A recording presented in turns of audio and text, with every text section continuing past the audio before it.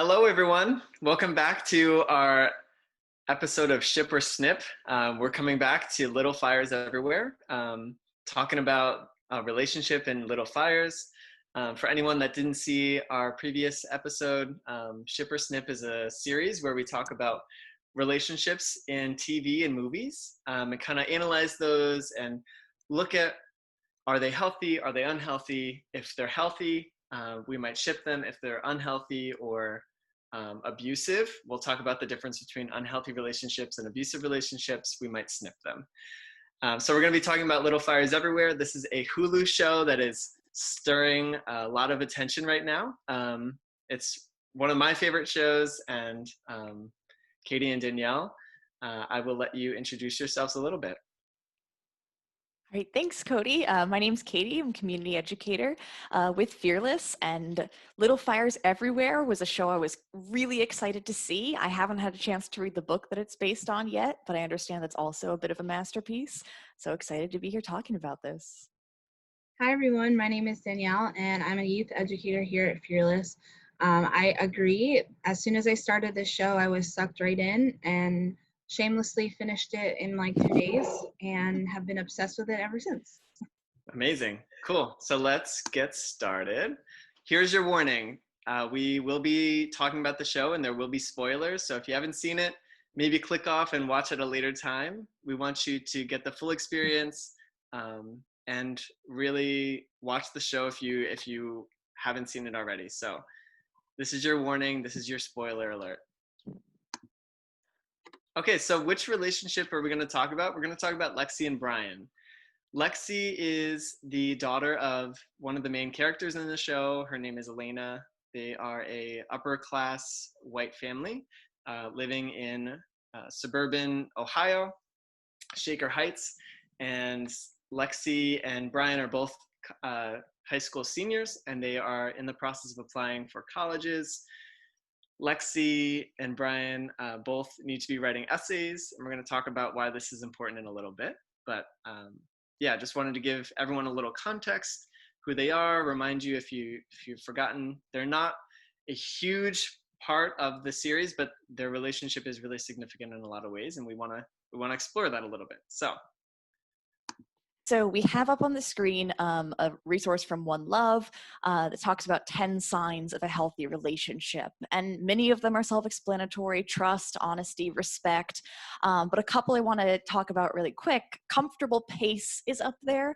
And that means that the speed at which the relationship moves and progresses is comfortable for all parties, which means that consent needs to be involved for anything. When we're talking about consent, it applies, of course, to sexual activities, but it also applies to any step that a relationship is taking. Also, healthy conflict. Conflict can feel really inherently unhealthy, but conflict is natural. It's a natural part of relationships. And so making sure that these signs of a healthy relationship are in place so that conflict can be addressed and resolved in a supportive way. Hey, Katie, you mentioned consent, and I'm wondering if you can just Yes. explain that a little bit. So consent is asking permission for any activity that involves another party. So asking for permission and accepting that person's response, whatever it is, whether it's agreeing and saying yes or saying no. So consent also means that if a person says no to an activity that you introduce, that you do not guilt them or shame them for saying no. Awesome. So we have our healthy signs of a relationship, and then we have our 10 signs of an unhealthy relationship. And like Katie said, some of these are really self-explanatory, but we're going to be focusing on two in particular when talking about Lexie and Brian, and we'll go into more detail as we discuss the scenes further. Deflecting responsibility. Does anyone want to talk about what that is, what it means? Sure. Deflecting responsibility is kind of when let's say you're in an argument or you get in some sort of conflict in some way, and instead of taking ownership for maybe a mistake that you have contributed to, you kind of just deflect that and say, you excuse it away maybe. So maybe you place it on the other person, or maybe you place it on your circumstances. kind of like deflecting that responsibility away from you in any way that you can to try and make it so it's not your fault and make it so the mistake doesn't fall on you. Mhm. Great, thank you, Cody. So deflecting responsibility, and we're also going to be talking about intensity. So intensity can look different in a lot of different ways. It could feel like a lot of pressure, or it could be going really fast in certain situations. And we'll go into further detail when we talk about kind of the timeline of the relationship and some things that happen that involve these signs. All right, so our first really major scene that we see Lexie and Brian talk together is Lexie and Brian are in the car, and Lexie's reading off her essay that she's written for college. Well, what do you think? Yeah, it was good. I didn't know that happened to you, so are we still doing? Okay, well, why would I have written it if it didn't happen? Guess I don't know. I guess I just figured you would have said something. What, to get second guessed for my experience? Why are you getting so mad? Is this even about my essay? Is this about sex? What do you? No. So Lexie writes this college essay. She doesn't actually write it. For folks that remember, Lexie steals this essay, this experience that Pearl had, which is another character in the show. Pearl is a black young woman in the show, and the daughter of another main character in the show as well. And so Pearl wrote this essay about an experience that she had where she was unable to get into a math class because her counselor believed that she wasn't fit. So Lexie finds this essay that Pearl wrote about this experience and steals that and uses it for her Yale essay for her application. And so Lexie and Brian are, in the car. Lexie's reading off this essay, and Brian goes, "I just didn't know that happened to you." And Lexie immediately gets defensive, and Brian is surprised because, they're supposed to be in this relationship, they're supposed to be in this great thing, and there's supposed to be open communication, and Brian never even knew that happened. And then Lexie immediately responds by saying, "What? So I can get second guess from my experience?" And so I'm wondering if some other people could give insight into why this might be unhealthy. I mean, the immediate defensiveness that Lexie hits back at Brian with is a bit concerning, right? He asks a pretty reasonable question. Like, he expresses surprise. He didn't know this happened to his girlfriend. And when he asks about it, she immediately just pushes back and sinks her teeth into it, really. And really makes it clear that she doesn't want to talk about the experience in more detail. She wants to just present this this nice, polished, completed essay and not talk about it in more like personal, intimate way.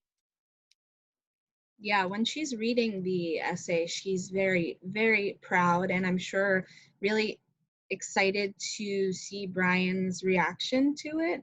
And for me, this scene, there's so much to unpack, but just the one sentence that Brian says where he says, like, "I'm just surprised that you didn't tell me." We see this like just little flicker of lack of communication between the two of them, because clearly Brian is surprised that he hadn't heard anything about this really big experience that prompted Lexie to write a college essay about it, an essay that will make or break whether she gets into Yale or not.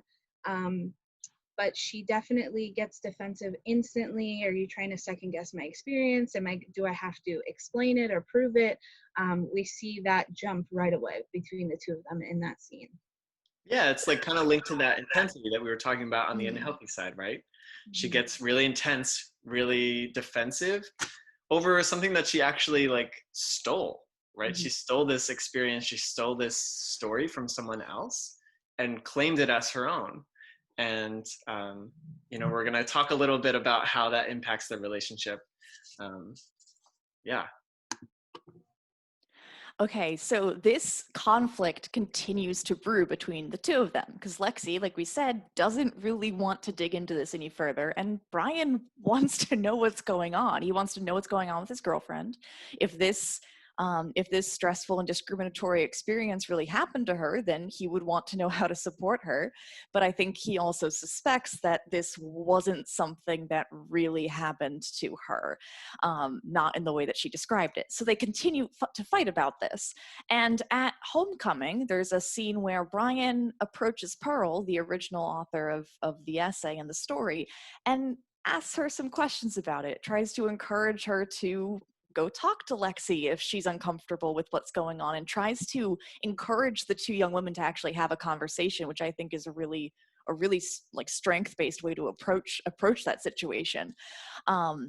And afterwards, Lexie is very upset about this, accuses Brian of ruining homecoming. And in the limo afterwards, as Brian continues to try to dig into this, Lexie takes another tact at deflecting this responsibility and going away from the conversation, and goes in and kisses him. Why would you ruin homecoming? That's what you're worried about? In homecoming? God, Brett, what hardship was I supposed to write about? That I have to share a bathroom with my sister, that my mom won't let me get my belly button pierced? This is Yale. People write about living under Saddam Hussein or winning a gold medal in Atlanta, and the best thing that I could come up with was Pearl's math class, and it's honestly not even that great.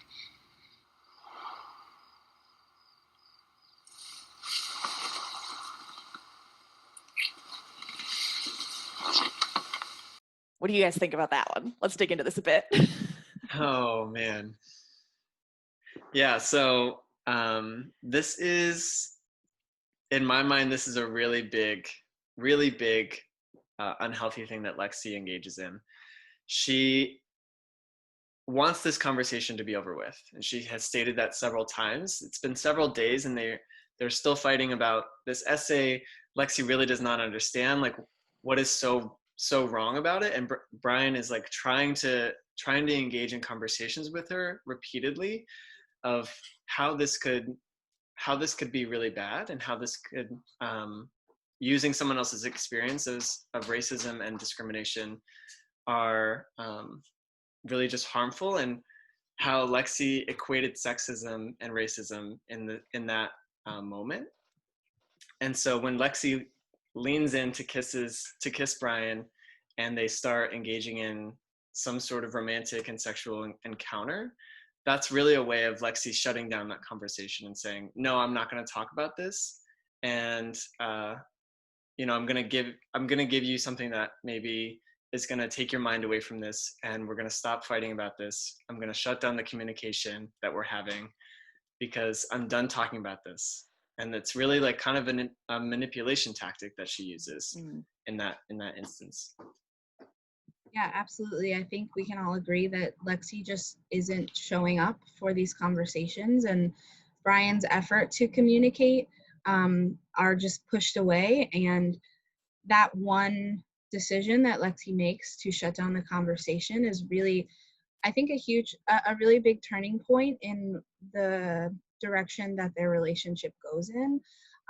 Is super unhealthy, and especially because if one person is really trying to communicate and have a conversation, and another person in that relationship is just saying, I'm done talking about it, we're going to do something else instead, maybe hopefully we'll forget about it, there's a huge opportunity to learn from each other and grow from each other in this experience, and it's just not happening. Absolutely.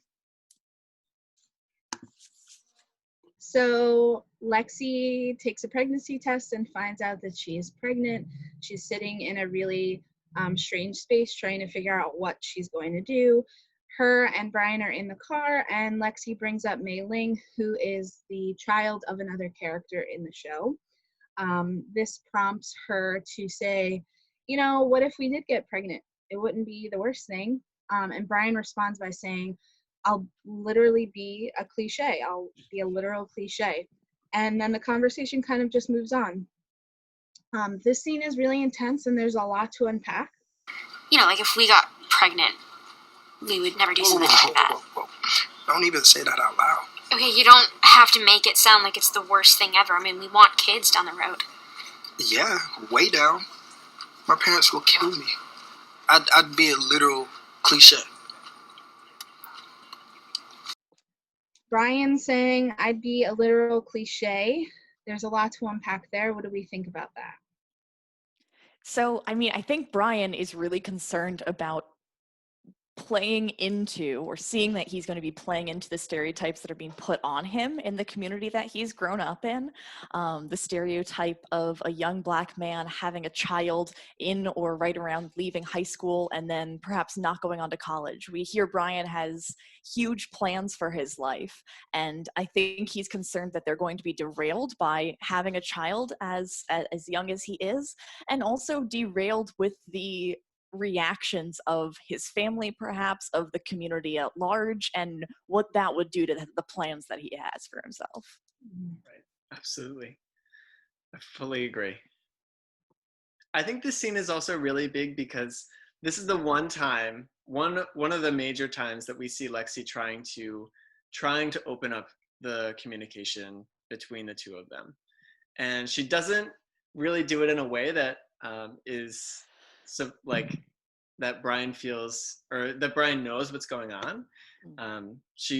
Lexie needs to be supported in this moment, but she doesn't really give Brian the chance to be supportive. She kind of like beats around the bush and like doesn't really like let him know what's going on.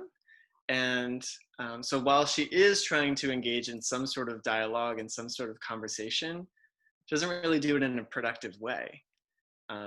And I think that, that's okay. Like, a pregnancy is a really big thing, and it can be really scary to like share that with even someone that you're together with. And so sometimes people do like mention things that are scary in like kind of ways that aren't direct. But Brian was supportive, and Brian would have, Brian has a track record of like opening conversation and being supportive in that relationship. And so if Lexie had brought it up, could things have looked different? Right. Like, Brian didn't really have the opportunity. Like, his response was one that shut Lexie down because she was testing the waters and looking for something where she would feel comfortable continuing and like talking about that process that she'd just been going through. But I don't think Brian's response is like an inappropriate one either. I think maybe he read the question as her asking if they should get pregnant and reacted accordingly. That wasn't what he wanted for his life in that moment, and not necessarily realizing that she was asking because of a real struggle she was dealing with. Okay, so let's talk about their breakup, because this scene is tremendous. There's a lot to unpack here. So during their breakup, one of the questions that Brian poses is, do you see me as a black guy, as someone that is Black? And Lexie's response is, well, no. Why would I see that? Like, are you trying to call me a racist? Are you trying to call me, whatever? And Brian's response to that is, well, you see me as XYZ, you see me as these other things, so why can you not see me as Black? And this gets really at a really interesting point of, some people use the term colorblindness, where people will say like, I don't see color, which is really problematic in a lot of ways because it erases the things that those people have gone through. So the experiences that Brian has because of his race, and the discrimination and the prejudice and the racism that he's faced his entire life is erased in that moment because Lexie is saying, well, you're no different from me. There's no difference, and I'm choosing not to see your color. And that also like strips away diversity too. That strips away like the wonderful things about each person that make each person unique and make each person special. I'm Black, right? Jesus Christ, of course I know that. What kind of a question is that? Okay. So when we're hanging out, doing whatever, do you see me as a Black guy? What are you doing? We're not even What do talking you about. see I don't me fucking as? know. I don't know. It's a person. I guess. I wasn't raised to see people as fucking colors. But you see me as a football player. and a 17-year-old guy. And someone who got into prison. Just right? stop. So why can't you see me as black? I wasn't trying to do something that was so wrong. I was just doing what I thought that I had to do. Lexie, you stole her discrimination as your own. You didn't have to fucking do that. Fine, then if I'm such a shitty person, then why did you have sex with me? Why did you say that you love me? Why did you date me for the last year and a fucking Because half, I did Brian? love you. So from there, Lexie ultimately asked Brian, well, why did you tell me you love me? And Brian says, well, I did love you. And so once again, that's like a really raw moment that Brian is having. He's admitting that, you know, he did love her. He did love Lexie, and they did have a real relationship. But right now, you know, he's not there. Like, there was love and now there's not. And that's okay. Like, sometimes things don't work out. And sometimes relationships, no matter how much you love that person, just don't work out. And that doesn't mean that what you had isn't real. Mm-hmm. But that does mean that maybe right now you're not right for each other. You're not your end game, as some people would say. Yeah. Right. I'm so glad you said that, Cody, because that's a huge piece. Relationships, many relationships end, and a lot of relationships do have a time in everyone's life where it was the best fit for everyone. And as a part of people's growth, you may fall out of love with somebody, and that's okay. That's part of that comfortable pace. I think that we mentioned at the beginning, recognizing when you have changed and you have different goals, when you realize that you don't fit together as well as you thought you did, and you need to reassess that relationship. That's part of that comfortable pace. Absolutely. Yeah, and they're at a really big time in their lives as teenagers, as seniors in high school, getting ready to go off to college. They're going to really big schools. You know, there's a lot to unpack. And I think that one sentence, I did love you, that's a lot to just admit to someone, and that moment is really, really important. That conversation is so important. I also think that this says a lot about Lexie and the people that she's surrounded by. If you watch the show, you know that Lexie is really just a carbon copy of her mother. Everything that she does, every part of her journey has just been a reflection of her mother's journey. And the things that her mom shares, you know, at home and about her upbringing are really ingrained in Lexie and her, you know, point of view about things. And I think this scene is a really good example of that. Definitely. And I think it's really telling that Brian and Lexie ultimately break up around this conversation around race, and where Brian, after having these moments and having this conflict around Lexie stealing Pearl's essay and story, and this conflict building up, and Brian asks really directly, do you acknowledge this part of my identity? Do you respect this part of me? And Lexie's clearly not there. And this is an incredibly complex conversation that will be really tough for young people to have, especially when they haven't had supportive adults modeling those conversations already.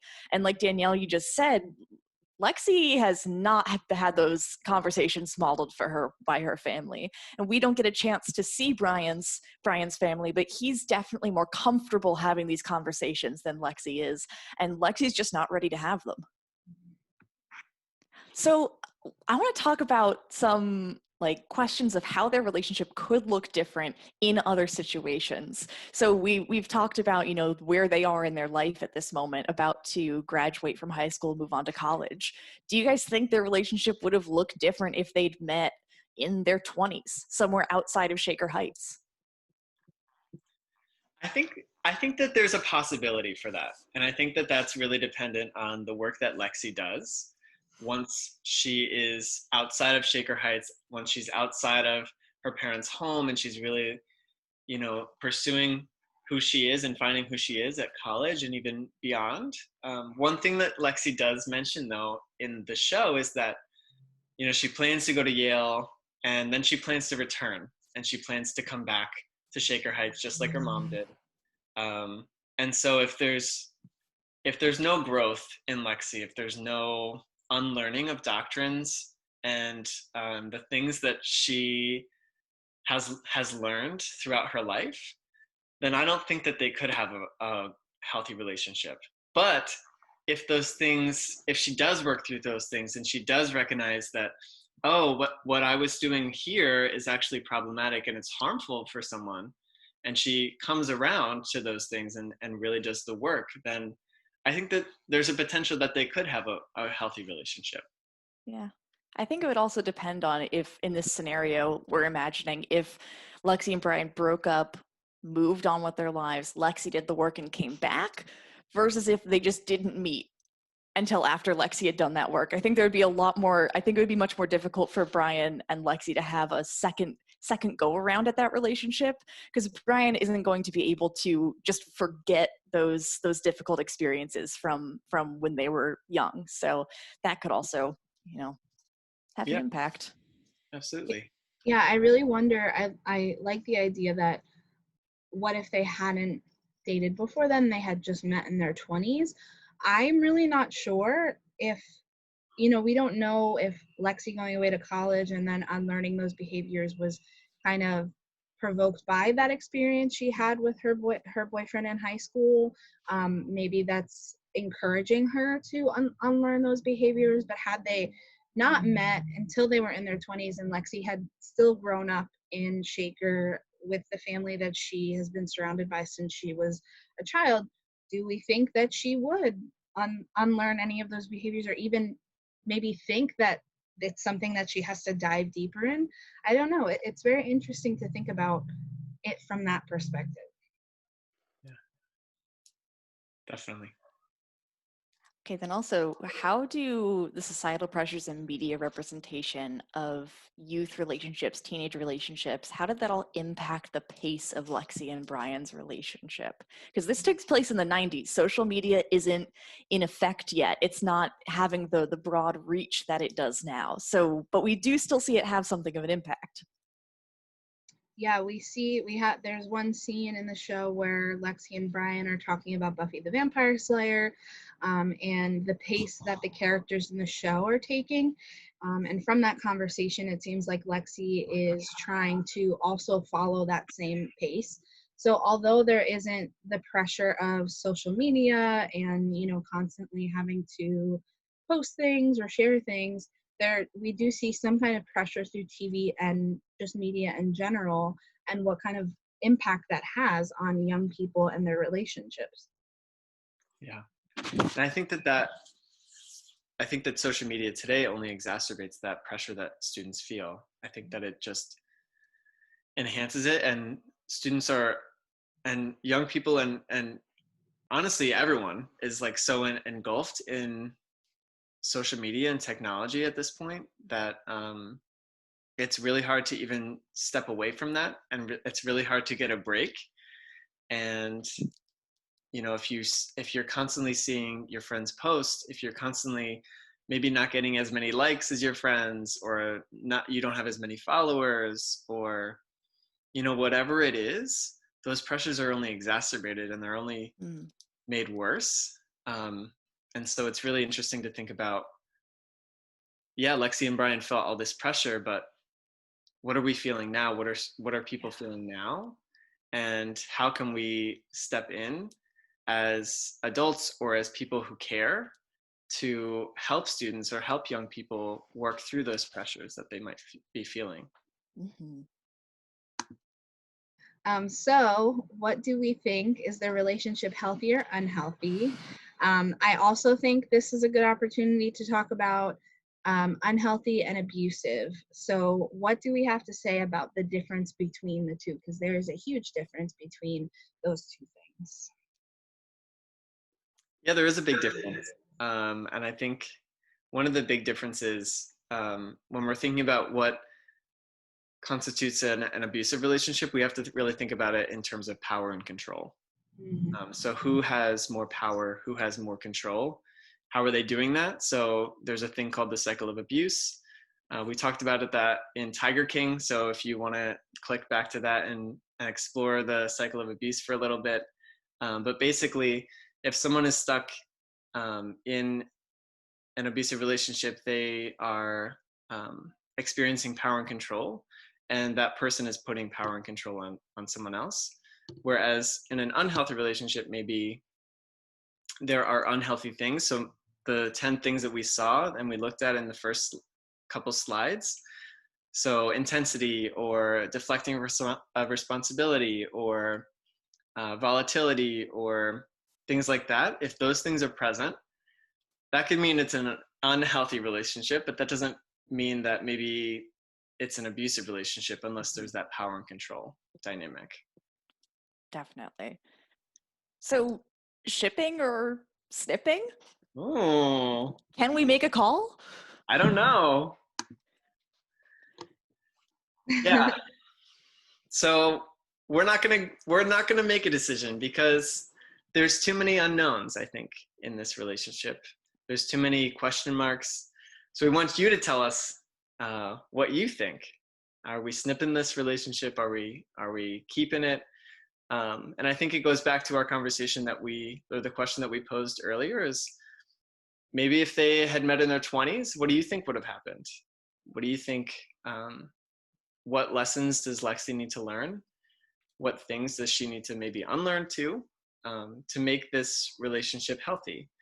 You know, another thing that we didn't talk about is we see the very end of their relationship.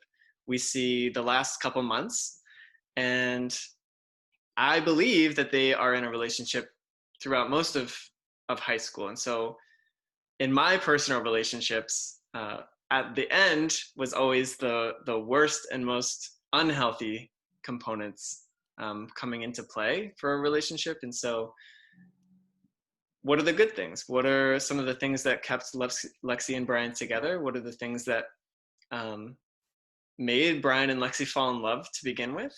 Were there good things? We don't know. And so it feels maybe a little bit unfair to determine if their relationship is healthy, unhealthy, or abusive, just on this very little snippet of information that we have. Right. Yeah. We've definitely seen some healthy qualities. We've definitely seen a lot of unhealthy qualities. So what do you guys think? Where should this fall? Cool. Let us know. And don't forget to subscribe to our channel because you want to see all this Ship or Snip episodes that we post. They're all going to be really wonderful. And yeah, join us on this journey. Thanks for watching with us.